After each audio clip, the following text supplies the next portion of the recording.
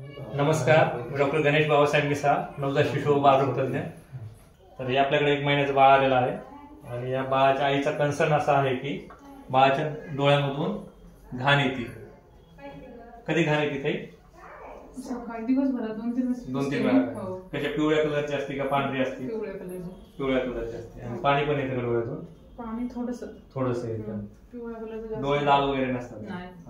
तर हे जो प्रॉब्लेम आहे ह्याला बाळाचे जे इथं नॅझोलॅक्रिमल डक्ट असतात, इथं नॅझोलॅक्रिमल डक्ट असतात आणि ते बऱ्याचदा ब्लॉक असतात, त्याच्यामुळे हे असं डोळ्यातून पाणी येणं किंवा डोळ्यातून घाण येणं होत असतं। त्यासाठी आपल्याला नॅझोलॅक्रिमल डक्ट मसाज, लॅक्रिमल मसाज म्हणतो आपण त्याला, ती करणं खूप गरजेचं आहे। ती मसाज कशी करायची तर दिवसभरातून 2 ते 3 वेळा हे अशी इथं मसाज करायची। मसाज करताना बाळ थोडं रडू शकतं पण ते नॉर्मल आहे। अशी 10 वेळा एका बाजूने, 10 वेळा दुसऱ्या बाजूने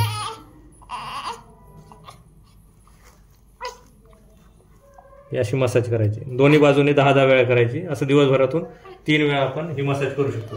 हे अशी मसाज केल्यानंतर 1 ते 1.5 महिन्यामध्ये बाळाच्या जे डोळ्यातून पाणी येते ते कमी होऊ शकतं।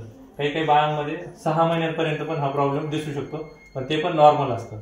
जर खूप जास्त प्रमाणात घाण आली तर तुम्ही तुमच्या बालरोग तज्ञांचा सल्ला घेऊ शकता। धन्यवाद।